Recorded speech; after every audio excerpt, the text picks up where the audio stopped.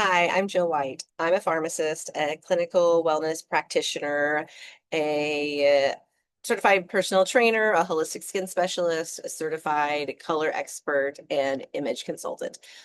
All the things. But today I'm coming to you as a clinical wellness pharmacist, and I'm recording a video that I never thought that in a million years, that I would record.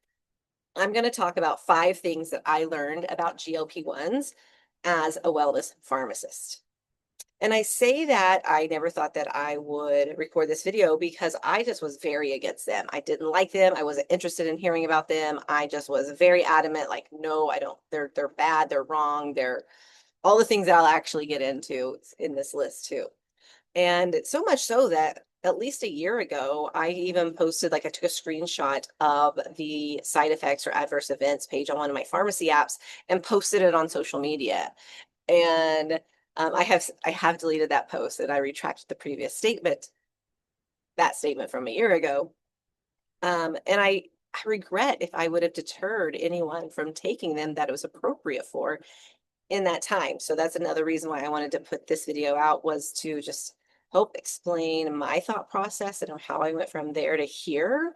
And hopefully, if I had a conversation with you about not liking them and thinking they were bad, then this will help. And so I'll start this too with, this is not medical advice. This is just my 5 things that I found out about GLP-1s. And also, I want to recognize the fact that there's risks in everything. These medications are not for everyone. If you have a contraindication, don't take it. However, there's risks with walking outside. There's risks with driving your car. There's risks with taking any other medication. There's risks with taking herbal medications. There's risks with everything, okay? So we have to just put that out there. But the 5 things that I learned about GLP-1s as a wellness pharmacist: number one, side effects can be managed. Yes, there are side effects. Mostly they are GI or stomach issues. So you have maybe some nausea, maybe some vomiting, and maybe some diarrhea. Those are kind of the biggest ones, to be honest with you, that I found. However, if you work with the right practitioner, they can help you to mitigate those. And how do they do that? They do that 2 ways. They do that, first of all, by counseling you appropriately on how to take your nutrition while your body is adjusting to these medications. There is a way to eat to lessen the side effects. But even more so, it starts with the prescriber and with the dose they're prescribing.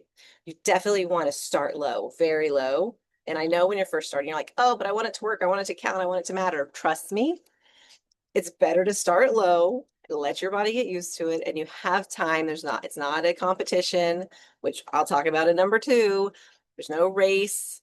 You have time. Start low, go slow. That will minimize your side effects greatly. Number 2 is just that. It's not a competition. I used to look at using GLP-1s as that someone was cheating. Like, well, they should just eat less and go to the gym. And if they're taking a medication, they're cheating the process. But let's be honest, it's not cheating. It's a tool. Like, they can take it, you can take it, anyone can take it. It's not a competition. And it still takes work. They're still eating less. They're still going to the gym.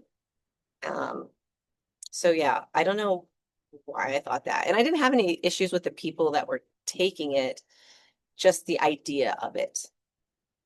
Number 3, back to side effects a little bit, is I just knew that they were going to cause thyroid cancer. If you took a GLP-1, you were going to get thyroid cancer. Like, that was just it. It was everywhere.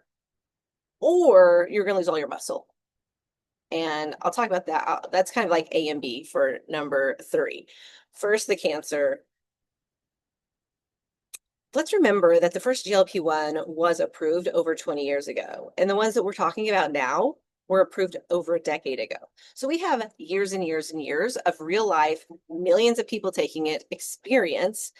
And I don't know about you, but in the most non-scientific way, I haven't seen an increase in thyroid cancer in the news. But scientifically, if you look at the data, if you look at the clinical trials, this thyroid carcinoma was in the rat model, not in any of the human trials, in the rat model, preclinical, very early stage. in doses that would not be the same doses that we take today. So we have to remember that, but pharmaceutical companies do have to include all information from all trials, which they should. We should be well-informed consumers, but at the same time, knowing that, I was just like, oh, getting thyroid cancer. But after some critical thinking and some deep diving into the data, I'm no longer concerned about thyroid cancer. However, if you fall into the contraindication, still don't take it just because that's the contraindication. And then to the muscle. Nothing about GLP-1s will cause you to lose muscle. Nothing about their mechanism of action. Absolutely nothing. The reason people in the trials and even people in real life lose muscle mass, lean body mass, is because they don't have their nutrition right and they're not strength training. You have to do both of those things because you can lose weight very rapidly.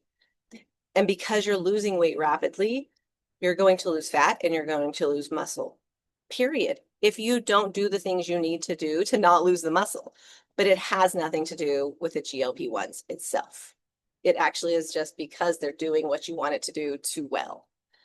And that really brings me back to what practitioner you work with and the dose they're giving you. If you're just literally not able to eat, you are on too high of a dose and you should be back down. And there's no reason to get to the highest dose. You should find the dose that works for you and stay there. You don't have to get to the max dose for them to work, that's for sure. Number 4, I've learned that we shouldn't demonize them.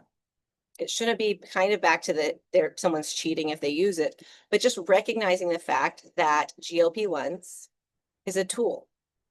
It's a tool in our toolkit, same as having a personal trainer, same as maybe some people order meal prepped meals, food. I'm trying to say meals and food at the same time.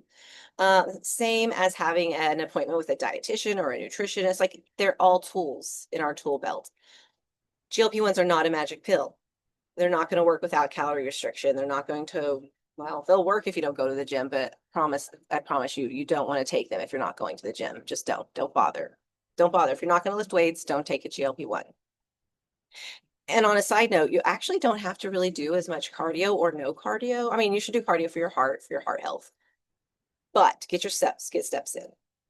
You are already so calorie restricted by taking the medication. You don't need the extra calorie burn from the cardio. So I guess the point is don't do cardio for the calorie burn because you don't need it. But yeah, not to demonize GLP-1s as a tool, just because honestly, the reason I did is now I know looking back that it was how horribly they were being prescribed, how providers didn't care. You know, there's this mass push to just put anyone and everyone on a GLP-1. You have websites that you just click order now when you get it delivered to your door. And that is horrible. And that still does annoy me.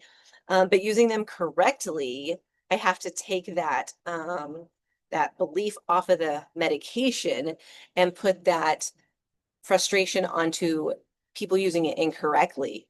But the tool itself is great. And that really brings me to number 5. The 5th thing I learned about GLP-1s as a clinical pharmacist is that they work, and they work really well. And the key is being appropriate for you, working with someone that gives you an appropriately low dose to start, counsels you on all of the important lifestyle changes you have to make. Because if you're not going to make the lifestyle changes, I will tell you, don't take it. Don't bother. Because you will lose weight while you're on it, and a lot of fat and a lot of muscle. And then you get off of it. If you've made no lifestyle changes, you're going to gain all the weight back plus some. And instead of having any muscle added, you're going to gain all fat back. So then you're actually fatter as a person, as a whole, as a body percentage afterwards than before. So anyway, sorry, that was a little bit of a soapbox. But they work. They do work. They're a great tool for the right people that want to do the right things. And that, like I said, I am surprised I'm actually here saying that. I now offer GLP-1s myself with a package of the coaching GLP-1 specific transformation guidance. And so I hope you found this video helpful, and I will see you next time.